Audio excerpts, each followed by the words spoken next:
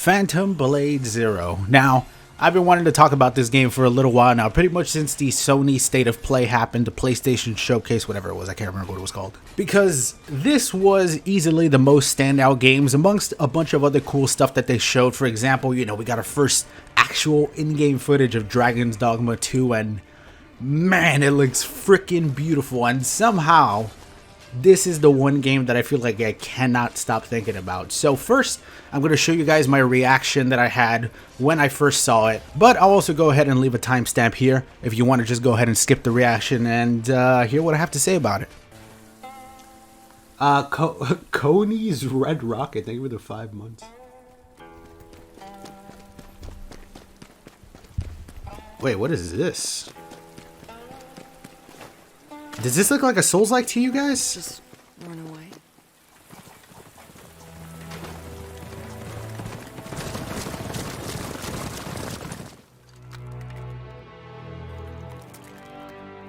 It won't make any difference at the end of the day. Oh, you guys thinking this is... Oh, shit, is this Ronin? You're better than anyone else. Oh my god, it looks amazing. That no one could escape. I don't know what this is. If it's Ronin, it looks amazing. If it's another game, it looks fucking amazing too.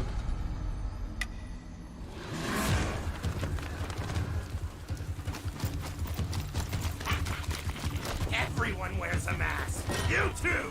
This is a real What the hell? He let you live? What secret did you sell him?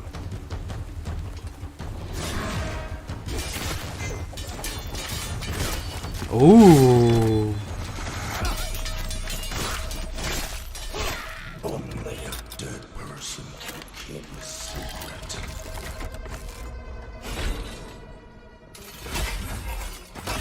A second of deflex.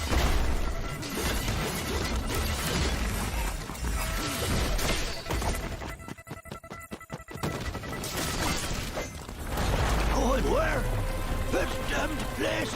You're suicidal. Oh my god, this looks so cool.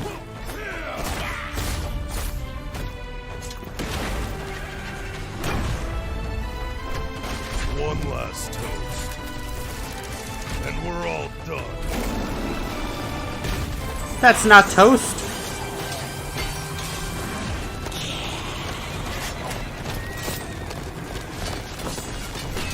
I know, the weeb overload.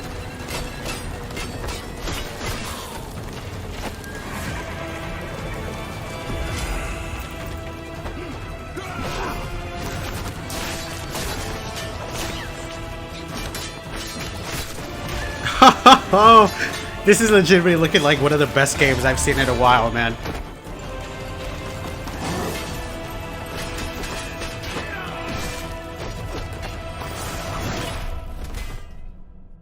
Patience is the key, Master.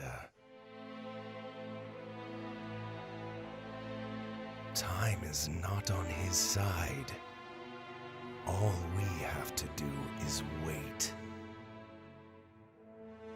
Yes. Let's kill him with time.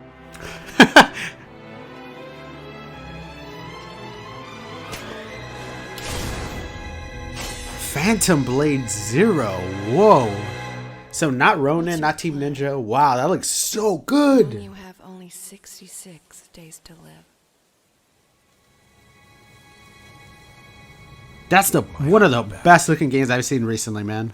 Yeah, I'm still really hyped up about that because it legitimately looks like one of the best games that I've seen in the last couple of years. I still think that statement stands. From the gameplay aesthetic to the actual, I just love samurai games in general. You know, I'm a giant weeb. Anything that has a katana in it, I'm all over it. Ghost of Tsushima was one of my favorite games of the year when it came out. But I feel like this game has a specific type of combat that just looks completely different than something like Ghost of Tsushima that I thought was a good game, but maybe a little bit too easy and kind of simplistic in terms of like the actual gameplay. This one looks like it's gonna have a nice variety between something that I do love, which is of course something like a Dark Souls or a Neo, along with its own unique style. But there has been some information released, and I do want to talk about it a little bit.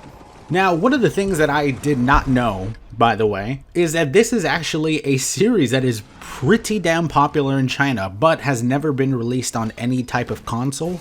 It's always been a mobile game, which is one of the reasons why the gameplay looks so freaking interesting. Transitioning over from something that, you know, is really simplistic when it comes to mobile games to a very unique looking hack and slash, I am very excited to see how they make that transition. It's a little bit worrying that the only thing we've seen them make is mobile games because, you know, mobile games are mobile games. Like, obviously it's a gigantic market, they're very popular, but at the end of the day, they're mobile games, right? But it's not something that I'd hold against them, you know, moving over from like RPG Maker to like Unreal Engine 5. It's a big jump, and I think that so far the game's looking fantastic. The art style was something that instantly caught my eye, and is actually something that they call Kung Fu Punk, mainly because it mixes sort of Chinese Kung Fu mechanics and fighting with steampunk aspects when it comes to the actual art style. And, you know, you'll see a samurai that has a giant steampunk flamethrower dragon arm. It was easily one of my favorite parts of the entire trailer, gameplay trailer that they showed, which I do really like as a concept. I feel like it is something that doesn't get mixed together a lot. I feel like I've seen it more in like movies and stuff rather than video games, especially set in like this time period. So the description for your character in Phantom Blade Zero goes as follows. You are Soul, an elite assassin serving an elusive but powerful organization known simply as the Order. He was framed for the murder of the Order's patriarch and gravely injured in the manhunt that ensued.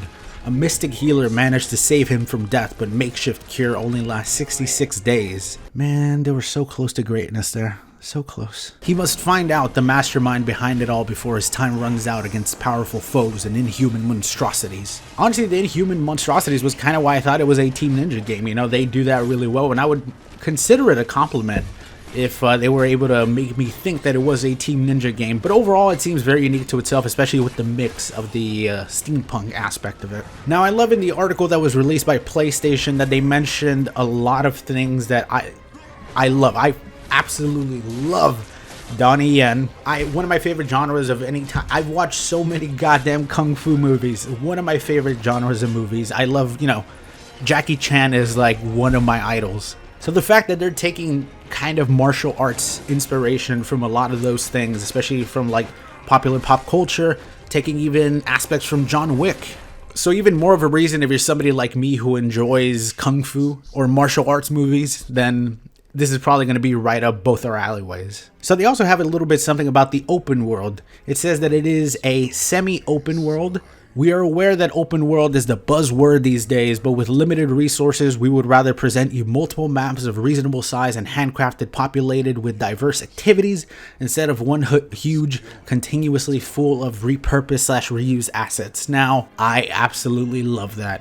Honestly, the trend of like everything being so open world is something that I, you know, like as somebody who doesn't have a ton of time to play and sink like 100 hours into a video game, when I see a game like The Legend of Zelda, you know, Breath of the Wild, and having a massive open world where you can just kind of go in any directions, at this point, kind of hurts my head. I do miss the time when we had something that was more like this, something that we had maps. You know, this is this area.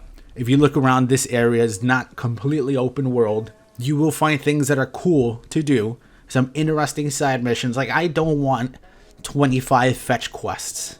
I want some interesting side missions, fun characters, cool things to find like weapons and different abilities, rather than, hey, if you go do all of this and do this big quest, you get like a rare leaf. You know what I mean? Like, I'm kind of sick of that. Elden Ring was really the last one that I can imagine myself putting in so much time into. Like 100 hours was my first playthrough of Elden Ring. I cannot really imagine myself putting more than like that much time into another game, unless it was just of that caliber, like Elden Ring, that exceptional. I just feel like I wouldn't have the time, man. And I feel like most people agree. So I like the fact that they know what their limits are when it comes to the resources they have. So they're not blasting out all this, you know, this is the biggest map you've ever seen in any type of steampunk game. No, they know what they can do, and hopefully they're going to do it well. Now, we did also get a confirmation that there will be multiple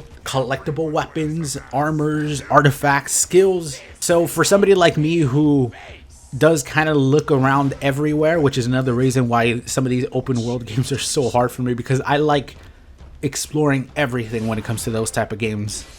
It looks like there's going to be something nice for us to look around and actually find. Some variety, you know, you don't like the katanas, use a bigger weapon. You want to give yourself a challenge, use a shittier weapon. I'm sure there'll be a bunch of options for everybody.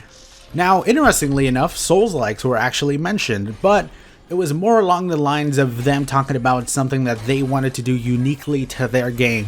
Like I said earlier, one of the biggest inspirations for this game seems to be kung fu movies, old school martial arts movies, especially from the 90s. Even so far as getting a action director who directed a bunch of Donnie Yen movies from back in the day. We are huge fans of the hack and slash genre. Stellar titles like Devil May Cry, Ninja Gaiden are insanely exhilarating with their huge arsenal of moves and lightning fast pace. However, they're not for everyone. What's more popular today is strategic action games such as Souls-like and Monster Hunter, which to be honest I would kind of say is the opposite, right? I feel like the Devil May Cry style of gameplay is probably still more popular. They are choosing to slow things down a notch or two, giving players more time for strategic thinking, but the approach doesn't convey the kind of action fest we have in mind, namely the sleek, breathtaking moves in kung fu movies back in 1990s, which is definitely showcased in a lot of different moves you see in the trailer itself, which were stuff that instantly caught my attention in the trailer and were one of the things that were just the coolest things to see, especially mixed in with the katana and the swordplay action in the game. But overall, really, that is it. That is kind of all the information we have for probably what is one of the coolest games. I really just wanted to talk about Phantom Blade Zero, have you guys see my reaction to it, and really just kind of tell you guys to keep your eyes open for this one. If you hadn't seen it and you didn't watch the PlayStation Showcase, this is one that you guys are most likely going to be seeing more information of here in the future, and pretty much guaranteed that you're going to be seeing some gameplay from this whenever it drops. Who knows? This year, next year, I have no idea, but hey, here's to hopefully another pretty awesome game in the same style of like a Souls-like or even a Neo or Ninja Gaiden. Any games that get added to that type of genre are always ones that I'll end up checking out. So thank you guys so much for watching this video. If you made it this far, I appreciate it. If you would maybe consider dropping a like, it really helps out the channel, helps out the video. Thank you again for watching, and I'll see you all in the next one.